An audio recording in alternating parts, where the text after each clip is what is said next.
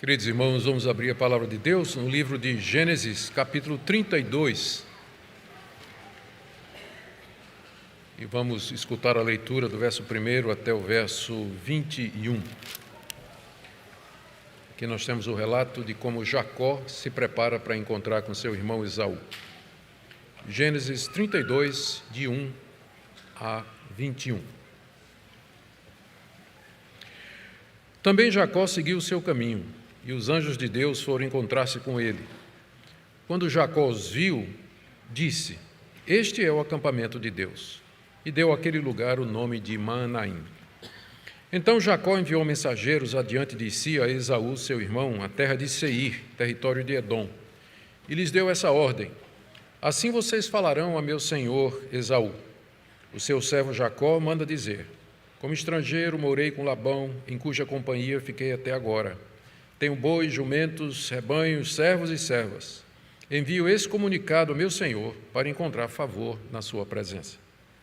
Os mensageiros voltaram a Jacó, dizendo: Fomos até o seu irmão Esaú. Também ele está vindo para se encontrar com o Senhor, e 400 homens estão com ele. Então Jacó teve medo e ficou angustiado. Dividiu em 2 grupos o povo que estava com ele, e também os rebanhos, os bois e os camelos, pois pensou: se Esaú vier e atacar um grupo, o outro grupo escapará. E Jacó orou: Deus de meu pai Abraão e Deus de meu pai Isaque, ó Senhor, que me disseste: volte para a sua terra e para a sua parentela, e eu te farei bem. Sou indigno de todas as misericórdias e de toda a fidelidade que tens usado para com teu servo, pois com apenas o meu cajado atravessei esse Jordão. Já agora sou 2 grupos. Livra-me das mãos de meu irmão Esaú, porque temo que ele venha e ataque a mim e as mães com os filhos. Pois tu disseste: certamente serei bondoso com você e lhe darei uma descendência como a areia do mar, que de tão numerosa não se pode contar. Depois de passar ali aquela noite, Jacó separou do que tinha consigo um presente para seu irmão Esaú: 200 cabras e 20 bodes, 200 ovelhas e 20 carneiros, 30 camelas de leite com as suas crias, 40 vacas e 10 touros, 20 jumentas e 10 jumentinhos. Entregou-os aos seus servos, cada rebanho à parte. Então disse aos servos: Vão à minha frente e deixem espaço entre rebanho e rebanho. Ordenou ao primeiro servo, dizendo: Quando Esaú, meu irmão, se encontrar com você e perguntar: De quem você é e para onde você vai, e de quem são estes animais que você vem trazendo? Responda: São do seu servo Jacó. É um presente que ele está enviando ao meu senhor Esaú. E eis que ele mesmo vem vindo atrás de nós. Jacó ordenou também ao segundo, ao terceiro e a todos os que vinham conduzindo os rebanhos: É assim que vocês devem falar com Esaú quando se encontrarem com ele. Também dirão: Eis que o seu servo Jacó vem vindo atrás de nós. Porque Jacó pensava assim: Eu o aplacarei com presentes, com o presente que me antecede. Depois eu o verei pessoalmente, e talvez ele me dê uma boa acolhida. E assim mandou os presentes à sua frente. Ele, porém, ficou aquela noite no acampamento. Até aqui, queridos, a leitura da palavra de Deus. Oremos mais uma vez. Ó Pai amado, nós pedimos a iluminação do Teu Espírito Santo na compreensão da Escritura. Sabemos que toda Escritura é inspirada por Ti e que ela é útil para o ensino, para a repreensão, para a correção, para a educação do homem de Deus. Portanto, Senhor, nós pedimos que nessa noite, ao expô-la, nós recebamos todos esses benefícios que a Tua Santa Palavra nos traz. Tu conheces o coração de cada pessoa aqui nessa noite, conhece as aflições, as dores, as angústias, as dúvidas, e nós pedimos que a Tua Palavra, lida e aplicada, seja instrumento do Teu Espírito Santo para consolar e edificar o Teu povo. Oramos também por aqueles que nos acompanham através da transmissão, onde quer que estejam, que Tua bênção também esteja ali. Em nome do Senhor Jesus. Amém. Queridos, nas últimas mensagens nós temos acompanhado a peregrinação de Jacó. Ele era o escolhido de Deus para herdar a bênção de Abraão e de Isaque, embora seu pai Isaque tivesse preferido o seu irmão mais velho, Esaú. Após enganar o seu pai e seu irmão, e roubar a bênção da primogenitura com a ajuda de sua mãe, Rebeca, ele foge para a casa do seu tio, lá em Padã Arã, na Mesopotâmia, para escapar do seu irmão Esaú, que lhe teve um grande ódio e jurou matá-lo. E ali em Padã Arã, Jacó acaba se casando com duas filhas de Labão, seu tio, chamadas Raquel e Lia, e tem 11 filhos e uma filha. Ele serve Labão ali durante 20 anos, e nesse período ele acumulou uma riqueza considerável e concluiu que estava na hora de voltar para casa. Estava na hora de voltar. Ele estava sendo acusado pelos seus primos de que estava roubando o rebanho do seu pai, do tio Labão. O próprio Labão o enganou no caso do casamento com Lia e mudou o salário dele pelo menos umas 10 vezes.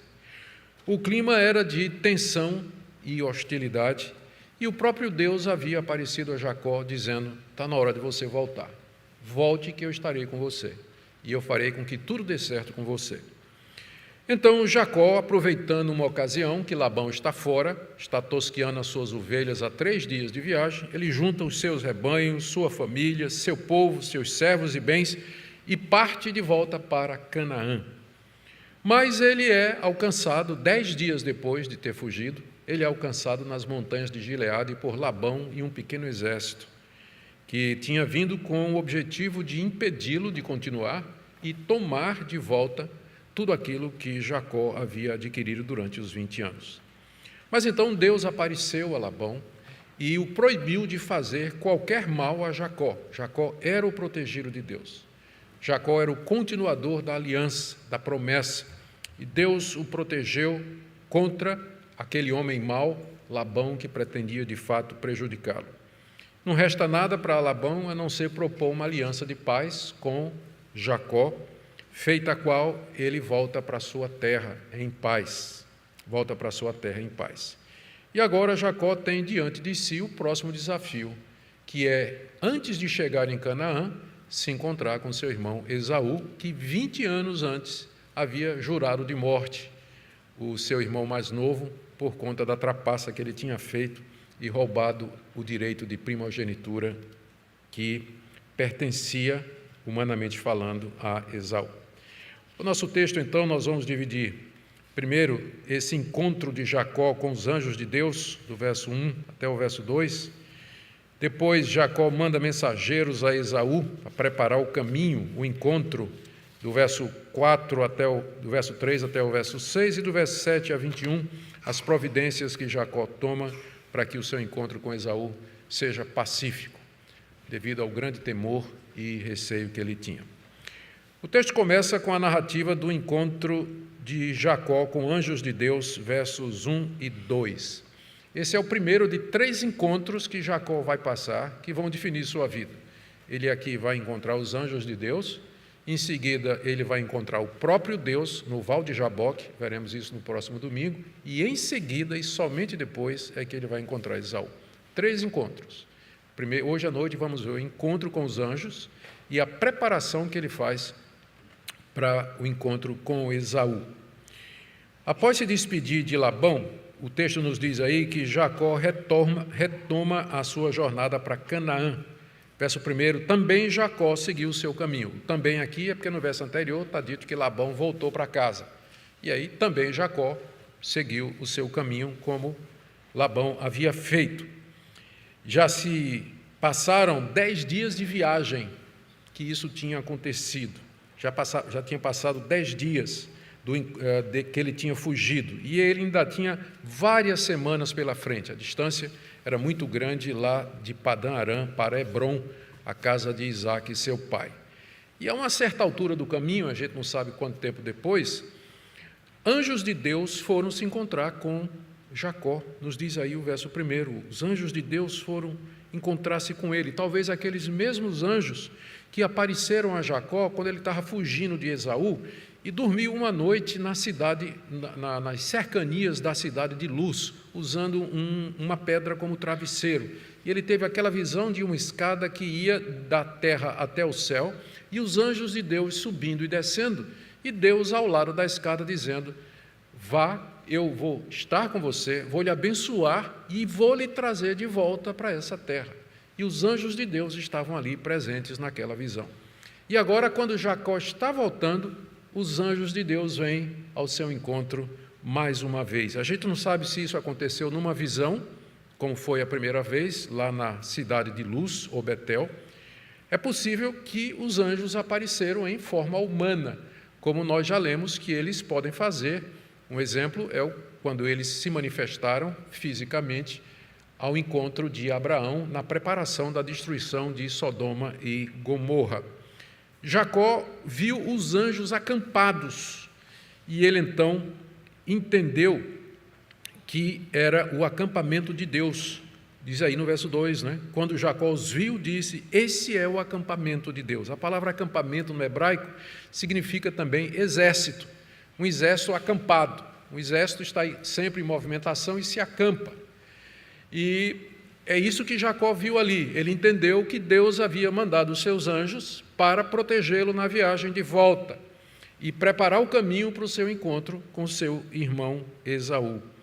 Então ele chamou aquele lugar ali de Maanaim, que em hebraico significa 2 acampamentos ou 2 exércitos, se referindo ao acampamento dos anjos e ao seu próprio acampamento, junto com sua família, seus servos, seus bens e todos os seus rebanhos. Esse lugar, Maanaim, a gente não tem certeza onde ele fica, mas está em algum lugar entre as montanhas de Gileade e o ribeiro do Jaboque, que deságua no Rio Jordão. Que encontro extraordinário! A graça e a misericórdia de Deus enviando os seus servos, os anjos, para consolar, preparar e fortalecer Jacó, lhe assegurando que ele haveria de contar com a proteção de Deus. Jacó não estava sozinho, o Deus da aliança, o Deus da promessa estaria com ele, ministrando proteção através dos anjos que mandou ao encontro de Jacó. Assim é o nosso Deus, não desampara seu povo e nos socorre no momento de necessidade. Na segunda parte do texto, nós lemos como Jacó manda mensageiros a Esaú. O fato de que ele viu com tanta clareza a proteção de Deus na forma dos anjos não evitou Jacó de tomar as medidas necessárias, cabíveis, humanas, para que o encontro dele com seu irmão fosse bem sucedido. Então, ele manda mensageiros para Esaú. É curioso que no hebraico é a mesma palavra. Para anjos e mensageiros. Ele viu os mensageiros de Deus, os anjos de Deus, e mandou anjos ao encontro de Esaú. É o que diz literalmente no hebraico, porque anjo e mensageiro é a mesma palavra. Então, talvez inspirado porque Deus tinha mandado os seus mensageiros ao encontro dele, Jacó manda mensageiros ao encontro de Esaú. Esaú, a essa altura, ele não morava mais com o seu pai Isaque, lá em Hebrom, mas ele morava na região montanhosa que ganhou o nome por causa da presença de Esaú ali. Diz aqui o texto, no verso 3, que Jacó enviou mensageiros adiante de si a Esaú, seu irmão, à terra de Seir, território de Edom. Seir e Edom significam peludo e vermelho, que são os 2 apelidos de Esaú, que também significa, tem essa conotação também. E aquelas montanhas já tinham esse nome, ganharam esse nome exatamente porque Esaú se mudou para lá e tornou-se poderoso e expulsou um povo que morava naquela região chamados Horitas. Ele expulsou aqueles povos e ocupou toda aquela região que ficou conhecida como o território de Edom, ou a região montanhosa de Seir. E Jacó tinha de passar exatamente por aquela região para poder chegar em Hebrom, na casa do seu pai Isaque. Ele tinha que passar com toda a sua família, povo, rebanhos e bens, uma caravana enorme por aquele território governado pelo seu irmão, que 20 anos antes tinha dito que ia acabar com ele assim que tivesse a oportunidade. Então, não é à toa que foi necessário Deus mandar anjos, para encorajar Jacó. Voltar ele não podia, porque ele tinha feito um acordo com Labão, Lembra lá, quando levantaram as pedras, Labão dizendo, daqui para cá é meu território e daqui para lá é teu território. Voltar ele não podia. Tinha que ir em frente.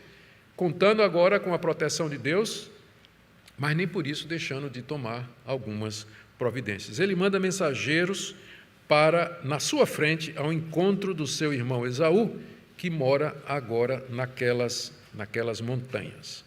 Os mensageiros regressam, nós lemos aí, né? Aliás, os mensageiros, eles recebem uma orientação específica de Jacó quanto ao que dizer. Afinal, o mensageiro é isso mesmo, ele não vai inventar uma mensagem, ele apenas carrega uma mensagem que aquele que o envia determinar.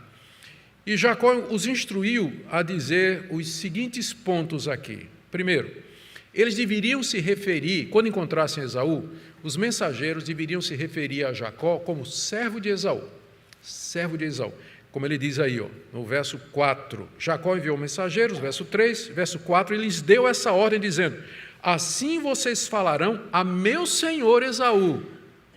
Veja o tratamento. Vocês vão falar a Esaú, meu senhor. E vocês vão dizer o seguinte, ainda verso 4, o seu servo Jacó manda dizer. E no final do verso 5, envio esse comunicado a meu senhor para encontrar favor na sua presença. Jacó instruiu seus servos que, ao se referir a ele, diante de Esaú, fizessem como se Jacó fosse servo de Esaú. O que é notável é que era exatamente o contrário. Quando Esaú e Jacó estavam no ventre da mãe, veio a profecia a respeito das duas crianças, porque elas estavam brigando no ventre da mãe. E quando Rebeca foi saber por que as crianças estavam brigando, Deus respondeu dizendo que o mais novo haveria de ser o senhor do mais velho, que Jacó haveria de ser o senhor de Esaú. Então, pela providência divina, pela vontade divina, o senhor era Jacó e o servo era Esaú. E a mesma coisa foi dita por Isaque quando abençoou Jacó, pensando que era Esaú, e lhe passou a bênção da primogenitura. Tanto na profecia do nascimento, quanto na bênção de Isaque, o Senhor era Jacó e não Esaú. Mas isso não haveria de acontecer agora. E essa atitude aqui de Jacó já revela uma profunda mudança no caráter desse homem, como nós vamos falar mais adiante. Aqui ele está quebrantado, ele não reivindica seus direitos, ele se apresenta humildemente diante do seu irmão, que ele sabe que ele enganou, e ele está disposto a enfrentar as consequências. Segunda coisa que os servos tinham que dizer a Esaú é que Jacó já tinha pagado o seu tempo no exílio. Está aí no verso 4. O seu servo Jacó manda dizer: com estrangeiro morei com Labão, em cuja companhia fiquei até agora. A informação visava dizer a Esaú que já fazia muitos anos que Jacó estava fora da terra e que ele nunca tinha deixado de considerar Canaã sua própria terra. Ele diz aqui que morou com seu tio como estrangeiro, porque Padã-Arã não era a terra de Jacó, a terra dele era Canaã. E muito tempo já havia passado, estava na hora dele voltar para a terra que lhe pertencia, pela bênção de Deus e pela promessa de Deus. A terceira coisa que ele instrui os servos a dizer é que ele estava retornando com riquezas, rebanhos, servos e muitos bens. Verso 5, tenho bois, jumentos, rebanhos, servos e servas. Isso os seus mensageiros tinham de dizer a Esaú. E o objetivo era mais ou menos esse: Esaú, eu não preciso de nada seu. Eu não estou querendo aqui tomar nada, não venho reivindicar nada, apesar de que eu tenho a bênção da primogenitura e eu fui abençoado com a terra de Canaã que me pertence, mas eu tenho o suficiente, eu não venho tirar nada que lhe pertence aqui. E segundo, eu tenho condições de pagar ou reparar algum dano que porventura eu lhe causei, porque eu tenho riquezas, eu tenho propriedades, eu posso resolver o problema que havia acontecido, não é? Aqui, e ele diz aqui no final, que os servos deveriam dizer, ou tinham a expectativa, deviam dizer a Esaú que Jacó tinha a expectativa de encontrar favor. Veja só o final do verso 5, o que é que o servo deveria dizer? Os mensageiros: envio esse comunicado a meu senhor para encontrar favor à sua presença. Tudo isso, toda essa mensagem, todo esse conteúdo tinha um objetivo só: Jacó quer ser recebido pelo seu irmão, o seu irmão magoado, o seu irmão que foi ferido, o seu irmão que foi ofendido. Ele quer ser recebido pelo seu irmão e quer ser recebido bem, com amizade, com favor e com simpatia. Por isso ele manda dizer todas essas coisas e ele tem essa expectativa de que esse discurso vai abrandar o coração do seu irmão. E aí, infelizmente, para ele pensa, a coisa não foi bem, não deu bem certo, pelo menos na cabeça dele. Porque o verso 6 nos diz que os mensageiros retornaram trazendo o que parece ser má notícia. Verso 6, mensageiros voltaram a Jacó dizendo, fomos até o seu irmão Esaú, também ele está vindo para se encontrar com o Senhor e 400 homens estão com ele. Para vocês terem uma ideia do que é que esse número representa, Abraão com 318 homens, nós já vimos isso no início do livro de Gênesis, com 318 homens, pequeno exército, Abraão derrotou 5 reis da Mesopotâmia que tinham invadido a região ali de Canaã. E agora Esaú estava vindo ao encontro de Jacó com um grupo de 400 homens. E quando Jacó ouve isso aí, o coração dele se derrete, A estratégia parece não ter dado certo. Jacó tinha tentado, através dos mensageiros, apaziguar o coração do seu irmão, mas descobriu que seu irmão já estava vindo ao encontro dele, E aí nós vamos ver do verso 7 até o verso 21 as próximas providências que Jacó toma para evitar um desastre, porque é o que parece que está se armando. Uma tragédia vai acontecer. Esaú, furioso, sabendo que Jacó está voltando, que tem toda aquela riqueza, agora é como se ele dissesse, eu vou tomar tudo. Vou acabar agora com Jacó e ficar com tudo que ele tem, já que ele me roubou, ele me defraudou há 20 anos atrás de todos os meus direitos. Jacó entendeu pelo recado dos seus mensageiros que Esaú vinha exatamente para fazer isso. E ficou, o texto diz aí, profundamente angustiado. Verso 7, Jacó teve medo e ficou angustiado. Sentiu medo. E ficou com grande angústia, ansiedade, preocupação no seu coração. E não era sem razão, porque esse era o momento que ele tinha temido há 20 anos, desde que ele fugiu da casa do seu pai. Ele se lembrava do ódio de Esaú, da promessa que ele fez de um dia matá-lo, e agora chegou a hora do ajuste de contas com seu irmão. 20 anos se passaram, mas nem por isso o pecado dele havia prescrito, e estava na hora de resolver aquilo ali. Então Jacó toma algumas providências para o encontro inevitável com seu irmão mais velho, na esperança de minimizar os danos e a destruição que aparentemente estava para acontecer. Vamos ver aqui essas providências que ele tomou. São várias. Primeira, ele dividiu o seu povo em 2 grupos, versos 7 a 8. Jacó teve medo, ficou angustiado, dividiu em 2 grupos o povo que estava com ele, também os rebanhos, os bois e os camelos, pois pensou, se Esaú vier e atacar um grupo, o outro grupo escapará. O que nós estamos vendo aqui é uma tentativa de minimizar os danos. Ele sabe que vai ter prejuízo, que Esaú está vindo com toda a violência, mas ele pelo menos espera salvar, se não o povo todo, pelo menos uma parte do povo, do seu povo, ele espera salvar.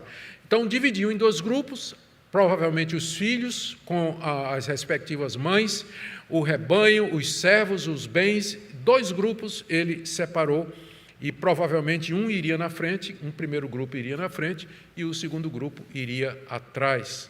Se Esaú pegasse o primeiro grupo, enquanto estava pegando o primeiro grupo, o segundo grupo poderia escapar. Esse era o pensamento dele, como lemos aí no verso 8. Segunda coisa que esse homem faz agora, no seu momento de angústia e de grande sofrimento, é buscar a Deus em oração. E aqui é a primeira oração registrada de Jacó. Todos esses textos que nós expusemos até agora sobre a vida de Jacó, em nenhum momento você vê Jacó buscando a Deus em oração. Ele fala com Deus quando Deus fala com ele. Mas aqui é a primeira oração registrada de Jacó. Na verdade, é a primeira oração registrada no livro de Gênesis, por extenso. É essa oração que Jacó faz aqui, nesse momento de angústia, o que nos ensina que o pavor e o medo são um grande estímulo à oração. E, às vezes, quando o crente está muito tranquilo, está tudo em paz, ele não ora. Né? Orar para quê? Está tudo bem, tudo tranquilo. Deus às vezes dá um susto, né? Na área financeira, na área de saúde, ou problemas outros que vêm, que nos enchem de medo e de pavor, aí a gente ora. A gente ora. Porque, de fato, é um grande estímulo a oração piedosa e fervorosa. Vamos ver algumas coisas da oração de Jacó, porque ela é muito instrutiva e nos ensina como orar. Primeiro, ele se dirige a Deus como sendo Deus do seu avô Abraão e do seu pai Isaque, aí no verso 9. Jacó orou: Deus de meu pai Abraão, pai aqui é avô, não é? Deus de meu pai Abraão e Deus de meu pai Isaque. Ao se dirigir a Deus dessa maneira, Jacó está lembrando a Deus a sua aliança, as suas promessas. O Deus que tinha um pacto com a sua família, pacto esse que ele era o portador, ele, o neto de Abraão, era o portador dessa aliança. Então, ele se dirige a Deus já evocando a aliança, o pacto, o acordo de Deus com Abraão e com Isaque, e do qual ele é o legítimo sucessor. Pela primeira vez, Jacó fala de Deus usando o nome pessoal de Deus, Yahvé, aí no verso 9. Ó Senhor, toda vez que o nome de Deus, o nome pessoal de Deus, Yahvé, aparece no hebraico, é traduzido em nossa Bíblia como Senhor, todas as letras em maiúsculo. Então, para você ver, toda vez que aparece Yahvé. E é o caso aqui, ele pela primeira vez se refere a Deus pelo nome pessoal de Deus, o nome do pacto da aliança com o qual Deus se revelou, dizendo: esse é o meu nome, o nome de Deus, o que já demonstra alguma intimidade com Deus. Terceiro, depois de se dirigir a Deus da forma correta, e esse dirigir-se a Deus é que forma o quadro maior onde a oração vai ser feita, ele lembra Deus da promessa que Deus havia feito. Irmãos, não tem um argumento maior em oração para com Deus do que pegar Deus na palavra dele. O Senhor prometeu, o Senhor disse, o Senhor mostrou isso aqui. É exatamente isso que Jacó está fazendo. E essa estratégia de orar com base nas promessas é encontrada em toda oração bem-sucedida aqui na Bíblia, tanto no Antigo como no Novo Testamento. E nós somos ensinados a orar com base na palavra de Deus, com base nas promessas de Deus. É o que ele faz aqui, no verso 9, quando ele diz assim: Tu és o Deus que me disseste, volte para a sua terra e para a sua parentela, e eu farei bem a você. Jacó está lembrando Deus que Deus tinha dito isso lá na cidade de Luz, Betel, na visão da escada. Deus disse: pode ir lá para a Mesopotâmia, porque eu vou trazer você de volta e eu vou lhe fazer bem. E Deus tinha aparecido a Jacó cerca de 15 dias antes, quando ele estava para fugir de Padã Arã. O anjo do Senhor apareceu e disse: volte para a sua terra, que eu vou com você. E agora Jacó está cobrando. O Senhor me disse que eu voltasse para Canaã. E o Senhor disse que tudo ia correr bem para comigo. Então, chegou a hora do Senhor cumprir a sua palavra, porque a situação está difícil. Esaú está vindo aí para destruir a minha vida, da minha família e tudo que eu tenho. O quarto ponto aqui da oração de Jacó, que eu queria trazer para os irmãos, é o reconhecimento que ele manifesta aqui, de que não mereceu nada de tudo que Deus havia feito por ele durante aqueles 20 anos com Labão, no verso 10. Sou indigno, olha só, sou indigno de todas as misericórdias e de toda a fidelidade que tens usado para com o teu servo. Eu sou indigno, Senhor, eu não mereço, eu sei disso, eu tenho consciência. O Senhor foi misericordioso comigo, o Senhor usou de misericórdia, não me tratou segundo os meus pecados, meus estratagemas, esquemas e mentiras. O Senhor teve misericórdia de mim, o Senhor foi fiel a mim, cumprindo as promessas da aliança, não me abandonando, estando comigo, me fazendo prosperar. Eu tenho consciência que não foi porque eu mereci. Aqui você vê um Jacó quebrantado, um Jacó humilde diante de Deus, reconhecendo que ele não é absolutamente digno de qualquer favor ou bênção de todas aquelas que ele tinha recebido do Senhor Deus, Senhor do seu avô Abraão, do seu pai Isaque, Yahvé, o Senhor de tudo e de todos. Entretanto, apesar da sua indignidade, ele diz que quando ele atravessou o Jordão para chegar lá na terra de Padã Arã, ele só tinha na mão o cajado de pastor. Foi assim que ele fugiu de casa, só levou o cajado. Ele era pastor de ovelhas, foi só o que ele levou, atravessou o Jordão com o cajado. E agora, 20 anos depois, ele atravessa de volta, vai atravessar de volta, só que agora ele é 2 bandos, 2 grupos numerosos, muitos animais, muita riqueza, família grande. Tudo isso Deus havia dado a ele, e ele reconhece: Senhor, tu me deste tantas bênçãos, eu sou completamente indigno, não mereço nada disso do que o Senhor me disse. Que mudança na vida de Jacó. Ele agora é um homem piedoso, de oração, quebrantado, como eu disse, nada como um susto, nada como o medo da morte, nada como um choque de realidade para despertar o cristão, para despertar o crente em Jesus Cristo, para buscar a Deus e servir a Deus com piedade. E às vezes a gente pergunta: por que Deus manda tribulação? Por que o crente sofre? Por que a gente passa por dificuldades? Está aqui a resposta. Jacó se tornou esse homem de oração somente no momento em que ele entendeu que tudo que ele tinha, sua própria vida, família, bens, tudo isso poderia ser destruído pelo seu irmão vingativo. Ele reconhece que não merece nada de Deus, é que só a graça de Deus. E, finalmente, ele pede a Deus que o livre da mão do seu irmão. Está aí no verso 11: livra-me das mãos de meu irmão Esaú, porque eu temo que ele venha e ataque a mim e as mães com os filhos. Pois tu disseste: certamente serei bondoso com você e lhe darei uma descendência como a areia do mar, que de tão numerosa não se pode contar. Você vê que a preocupação de Jacó aqui não é só com a vida dele, mas ele está preocupado com a Raquel, com Lia, os meninos todos, e não somente por conta de apego paterno ou filial ou marital, mas por causa da promessa. Porque se Esaú viesse e destruísse Jacó e toda a descendência, é a pergunta que ele faz aqui. Ele vai dizer: Deus, se meu irmão acabar comigo e que toda a minha descendência, o que vai ser da promessa que o Senhor fez? Verso 12: tu dissestes,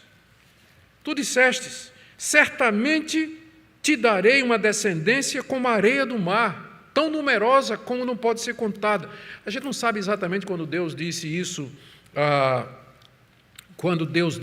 a Jacó, talvez ali em Betel, apesar de que lá Deus fala em pó da terra, né? Uma descendência numerosa como o pó da terra. Aqui está falando como a areia do mar. A areia do mar foi a expressão que Deus usou quando fez essa mesma promessa a Abraão. Talvez Moisés está juntando tudo aqui numa figura só. O ponto é esse: Deus tinha dito a Jacó: a sua descendência será numerosa como a areia do mar ou o pó da terra. Aí Jacó disse: tá, como é que isso vai acontecer se agora Esaú vem e vai matar todo mundo? Como é que a tua palavra vai se cumprir? Como eu disse, irmãos, não tem argumento maior em oração do que pegar Deus pela palavra dele. Senhor, o Senhor prometeu, é isso que a Bíblia diz. Eu me apego não nos meus méritos, eu não mereço nada, não estou baseado na minha fidelidade ou na minha perseverança, mas na tua perseverança e na tua fidelidade e na tua palavra, porque o Senhor não é homem para mentir e nem é filho de homem para se arrepender das suas promessas. Essa é a argumentação que Jacó, pela segunda vez, coloca diante de Deus, sabendo que Deus, o mesmo Deus que impediu Labão de lhe fazer mal, é o mesmo Deus que pode impedir Esaú também de lhe fazer mal. Primeiro, pensando nas providências, 2 grupos: minimizar os danos. Segundo, ele ora. É a coisa mais importante que ele fez até agora, ou que vai fazer. Ele busca a Deus em angústia de alma, numa oração modelo para nós, e que traz os princípios básicos da intercessão eficaz diante de Deus. Terceira providência, foi preparar um presente para Esaú. Diz aí o texto, no verso 13, que ele passou aquela noite acampado em Manaim, aquele local onde se encontrou com os anjos. Tudo isso é no acampamento de Manaim, provavelmente, ou um pouco distante, né? Chegando perto do Val de Jaboque, ainda nas montanhas de Gileade. Ele passou a noite ali e, durante a noite, ele deve ter imaginado essa próxima providência, que era mandar um presente para o seu irmão. Porque todo mundo sabe que presentes abrem o coração. Todo mundo gosta de receber presente, não é? Um presente dado da maneira certa, um presente dado na hora certa, um presente valioso, quebra muitas barreiras. Isso faz parte da natureza humana. Jacó não somente orou, mas também tomou uma providência. Ele pede que Deus livre, mas ele vai mandar um presente para Esaú, o que prova que orar não impede o agir. E que o quanto estiver em nós, tenhamos paz com todos os homens. Tomemos todas as providências que forem possíveis para que a gente tenha paz com as pessoas que nos têm ódio ou que são nossas inimigas. Se há alguma coisa que você tem que fazer, não fique pensando, não, eu já orei e vou deixar na mão de Deus. Jacó também orou, mas ele tomou providências também. Ele também agiu com o objetivo de alcançar aquilo que era o objeto da sua oração. O presente que ele separou era um presente generoso. Um rebanho de 550 cabeças, 550 cabeças de gado. Se você incluir aí as crias das camelas, dá 580 cabeças. Era um rebanho selecionado a dedo por Jacó, e ele sabia, porque ele era pastor, escolheu a dedo, e era um rebanho com potencial para crescer e se multiplicar. Não era um presente pequeno. E por aí vocês tiram o tamanho da riqueza de Jacó. 550, 580 cabeças de gado, escolhido a dedo, variado, pronto para se multiplicar e se tornar um grande rebanho. 200 cabras e 20 bodes, 200 ovelhas e 20 carneiros, 30 camelas com filhotes que ainda mamavam, 40 vacas e 10 touros, 20 jumentas e 10 jumentinhos. Isso era riqueza, muita riqueza no Antigo Oriente. Em quarto lugar, ele separou isso aí. Em quarto lugar, a quarta providência dele, ele instruiu seus servos que iam levar esse presente para Esaú. Ele separou o primeiro grupo, enviou à frente de todos e disse que mantivesse uma distância do segundo grupo. E disse a mesma coisa para o segundo grupo com relação ao terceiro e assim por diante. Aos servos que conduziam esses rebanhos, ele mandou em 3 ou 4 grupos, na frente dos 2 grandes grupos que ele já tinha antes, né? Ele tinha separado tudo que ele tinha em 2 grandes grupos, e desses aí ele tirou esses pequenos grupos que eram o presente para seu irmão Esaú. E aos servos que iam conduzindo o presente em parcelas, ele deu a mesma instrução. Quando encontrassem Esaú ia perguntar, quem são vocês? De quem vocês são? Vocês estão indo para onde? De quem são esses animais? A resposta tinha que ser essa daqui. Os animais eram de Jacó, que era servo de Esaú, ele volta a dizer isso, era um presente para Esaú, e Jacó mesmo estava chegando, estava vindo lá atrás, mas ele ia chegar. Então ele mandou na frente esses presentes aí. O raciocínio de Jacó era aplacar a ira do seu irmão por etapas. Então o que ele imaginou? Esaú vai ver a primeira remessa, né? Vamos dizer, três grupos, né? 550 animais, então teria aí na faixa de 200 animais cada, um pouco menos, não é? Cada grupo de 200 animais. Primeiro grupo de 100 e poucos, quase 200 animais, de quem são? Um presente para o Senhor, que quem está mandando é seu irmão Jacó, e ele está vindo aí. Aí Esaú, né? Aí anda mais um pouco e encontra outro grupo, né, com a mesma quantidade de animais escolhidos a dedo. Quem são vocês? De onde vêm? Para onde vão? De quem é isso aí? É um presente do seu irmão Jacó para o Senhor, né? E ele está vindo aqui atrás. Aí lá vai Esaú, caminha mais um pouco, terceiro grupo, mesma coisa. Esse era o plano de Jacó, desarmar aos poucos a raiva do seu irmão Esaú, o que nos ensina muita coisa sobre psicologia humana, né? Jacó não era bobo, ele não conhecia só de bode e cabra, não. Ele entendia de gente também, né? Gente funciona assim. Às vezes não dá para você abrandar a raiva de uma pessoa na hora, né? Mas aí você vai, né, devagarzinho, aqui, presentinho, um mimo, um sorriso, alguma coisa, e de repente a porta está aberta. Pelo menos no caso de Jacó, nós vamos ver que funcionou, não é? Pelo menos funcionou assim. Esse era o raciocínio dele. É curioso que aqui, no verso 20, instrutivo também, no final do verso 20 diz, Jacó pensava assim, eu o aplacarei com presentes. O verbo aplacar no hebraico significa literalmente cobrir a face de alguém. Literalmente ele está dizendo, assim eu vou cobrir a face de Esaú. Como esse verbo cobrir ou aplacar, ele é usado para cobrir a culpa em referência ao que acontecia, ou que vai acontecer futuramente lá no tabernáculo ou no templo, quando o sangue de animais era derramado sobre o propiciatório para cobrir a falta do povo de Deus. Então, a ideia é que Jacó estava pensando que com esses presentes, de alguma forma, ele iria cobrir o seu erro ou a culpa que ele sabia que tinha diante do seu irmão, aplacando, não é? Diminuindo, esfriando a ira do seu irmão com esses presentes, o que mostra que Jacó tem plena consciência daquilo que ele fez. E depois de aplacar Esaú, o plano de Jacó era vê-lo pessoalmente, na expectativa de que Esaú o perdoaria e receberia, como diz aqui no final do verso 20, depois eu o verei pessoalmente e talvez ele me dê uma boa acolhida. E diz aí o texto, no verso 21, que Jacó ficou aquela noite no acampamento de Manaim. Assim mandou os presentes à sua frente. Ele, porém, ficou aquela noite no acampamento.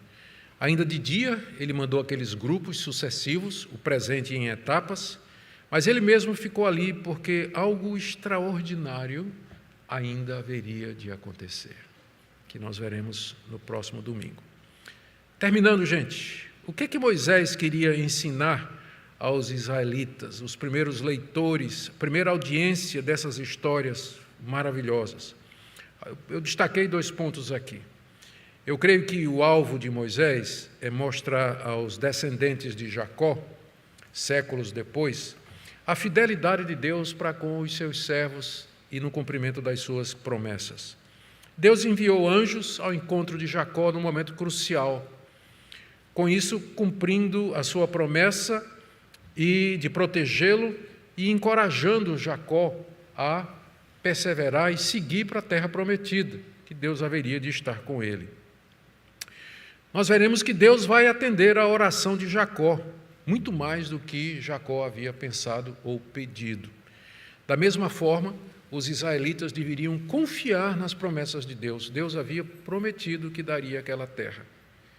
E eles deveriam cruzar o rio Jordão, como um dia Jacó fez, confiante na promessa de Deus, e conquistar aquela terra que Deus havia dado como herança.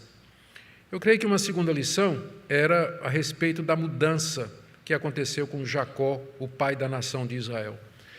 Moisés, quando escreve, e não só o livro de Gênesis, mas os demais 4 livros do Pentateuco, o foco é no temor a Deus, no amor a Deus, na dedicação que o povo de Deus deve ter a Ele como o único Deus verdadeiro e Senhor absoluto. Piedade, de serviço a Deus, um coração fervoroso voltado para Deus. Esse é o foco. O tempo todo Moisés está falando sobre isso.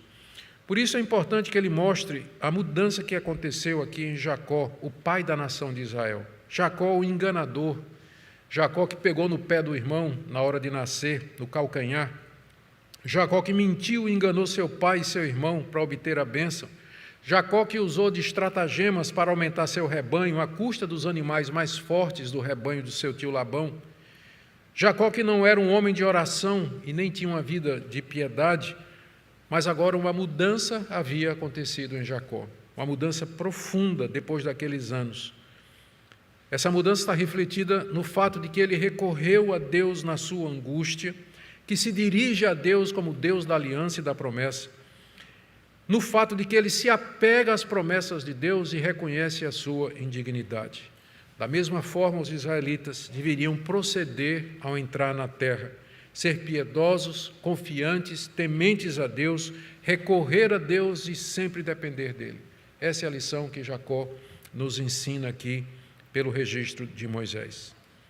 E por fim, o que nós podemos aprender, queridos? São tantas lições que esse texto nos traz. Eu penso que uma importante que nós podemos aprender aqui é que Deus nos leva a enfrentar as consequências dos nossos atos. Passaram 20 anos, mas o boleto chegou. E era hora de Jacó enfrentar as consequências da escolha e do procedimento enganoso que ele tinha feito. É verdade que o direito de primogenitura era dele. Deus havia prometido isso naquela profecia, quando ele ainda estava no ventre da sua mãe. Mas ele usou de engano para obtê-la, o que certamente não foi correto, mas agora ele provocou a ira do seu irmão e o esfacelamento da família.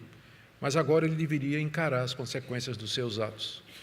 Queridos, cedo ou tarde, o fato de que Deus nos perdoa, que Deus nos ama e apaga a culpa do nosso pecado, não quer dizer que Ele sempre nos livra das consequências do nosso pecado. E às vezes nós somos levados por Deus a esse momento ali, em que nós temos que olhar para as consequências do que nós fizemos e reparar o erro, se possível, consertar o engano cometido, colocar em ordem aquilo que precisa ser colocado, ou com coisas ou com pessoas. Mas uma coisa é certa, Deus, com frequência, nos leva a fazer isso para o nosso próprio bem, e para o nosso crescimento. Quando você for levado por Deus ao local de arrependimento e de confrontação, não fuja, Deus estará com você. Os anjos estiveram com Jacó naquele momento, Deus estará com você também, lhe dando graça e misericórdia pelo poder do Espírito Santo. A segunda lição que eu creio que nós podemos tirar desse texto é, mais uma vez, a oração de Jacó. Gente, Jacó ora em momento de grande angústia, ele se baseia nas promessas de Deus, ele invoca Deus como Deus da aliança. Jacó se demonstra aqui um exímio orador no sentido de alguém que está fazendo oração, alguém que busca a Deus. E essas orações estão registradas na Bíblia para nos ensinar a orar. Eu sei que não são poucas as vezes em que vocês sentem que devem orar, mas às vezes não sabem nem como falar com Deus, nem por onde começar. Então, uma dica que eu creio que é muito importante é você aprender com esses homens de Deus. As orações que eles fizeram, os tópicos, os argumentos que eles usaram com Deus, como eles se aproximam de Deus, como eles chamam Deus, o que é que eles pedem, para que sua vida de oração seja frutífera, em vez de ser algo mecânico, formal, frio, sem qualquer eficácia na sua vida. Essas orações estão aqui para nos ajudar a sermos pessoas que oram e oram da forma correta.